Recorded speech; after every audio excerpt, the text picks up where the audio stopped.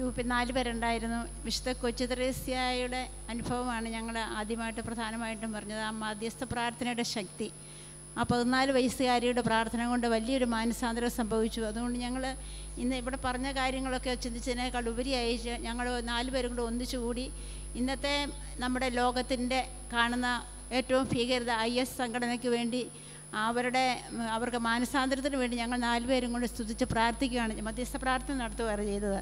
അതോടൊപ്പം തന്നെ ഇന്ന് നമ്മുടെ ഇടയിൽ കൊച്ചുകുട്ടികളുടെയും നമ്മുടെ ചെറുപ്പക്കാരുടെ എല്ലാം ഇടയിൽ കൂടി സാത്താൻ സേവക്കാർ, പ്രത്യേകിച്ച് നമ്മുടെ ചങ്ങനാശ്ശേരി, പാല, ഈ അടുത്ത് നേരത്തെയൊക്കെ കൊച്ചി, തിരുവനന്തപുരം തുടങ്ങിയ ടൗണുകളിലേ ഉണ്ടായിരുന്നുള്ളൂ. പക്ഷേ ഈയിടെ ഒരു വെളിപ്പെടുത്തൽ ഒരാൾ നടത്തിയ സർവേയിൽ നിന്ന് ഞങ്ങൾ അറിയാനിടയായി, പാലായിലും ചങ്ങനാശ്ശേരിയിലും ഒക്കെ ബ്ലാക്ക് മാസ് നടത്തുന്ന സെൻറ്ററുകൾ പലതുണ്ട്. നമ്മുടെ കുടുംബങ്ങളിലെ ചെറുപ്പക്കാരെയും കുഞ്ഞുങ്ങളെയും എല്ലാം അതിലേക്ക് നയിച്ചു കൊണ്ടുപോകുന്നു. ഇതിനെല്ലാം ഈ കാര്യത്തിനും വേണ്ടി ഞങ്ങൾ മധ്യസ്ഥ പ്രാർത്ഥന നടത്തുകയായിരുന്നു.